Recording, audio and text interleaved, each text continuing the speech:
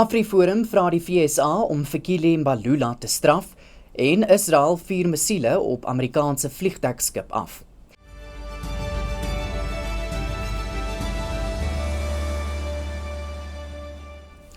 Goeiemiddag, dit is tyd vir Pretoria FM se visuele nuusbulletin in Afrikaans. Ek is Walter Ernst.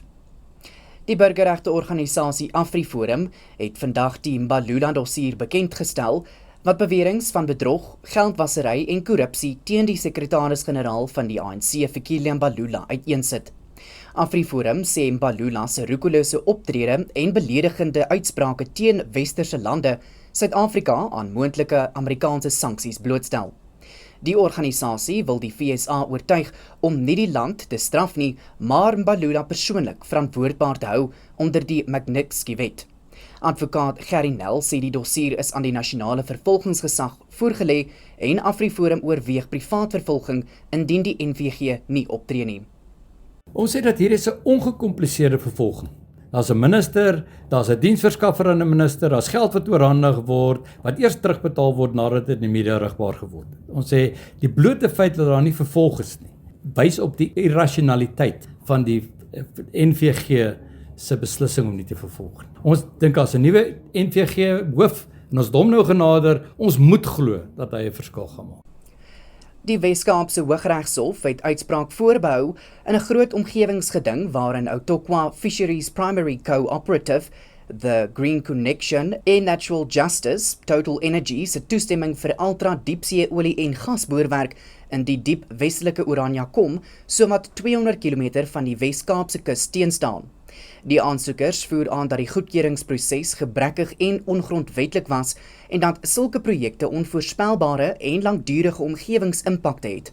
Die saak is teen die direkteur-generaal van die Departement van Minerale Hulpbronne en Energie, die minister van Bosbou, Visserye en die Omgewing, as ook Total Energy South Africa aanhangig gemaak. Die parlement het die fiskale raamwerk vir 2026 amptelik goedgekeur. Dit ten spyte van kommer oor hoë skuldvlakke en stygende lewenskoste.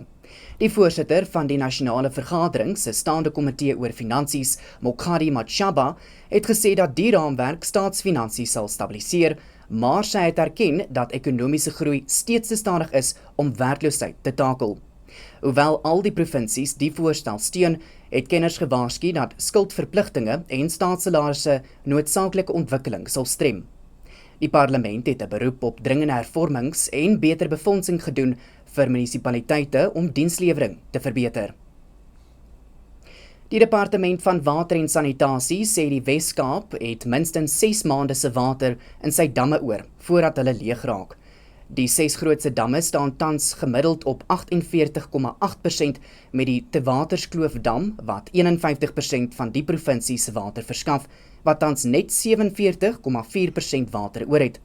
Lae reënval, hoë verbruik, lekkasies en verouderde infrastruktuur dra by tot die dalende damvlakke. Iran het aangekondig dat hy kruismissiele op die Amerikaanse vliegdekskip, die US Abraham Lincoln, afgevuur het. Volgens 'n verklaring op staatstelevisie is die skip gedwing om sy posisie te verander nadat dit deur missiele geteiken is. Die hoof van die Iranse vloot, Shahram Irani, het gewaarsku dat die Amerikaanse vloot se bewegings deurentyd gemonitor word. Hoewel Iran aanspraak maak op 'n direkte aanval, het die Amerikaanse sentrale bevel voorheen soortgelyke beweringe ontken en volgehou dat die skip operasioneel bly. Dit volg te midde van die voortsleepende oorlog wat deur die FSA Israeliese aanvalle op Iran se teikens ontketen is. En dit bring ons aan die einde van vanaand se visuele nuusbulletin in Afrikaans. Ons het môre weer 'n afspraak.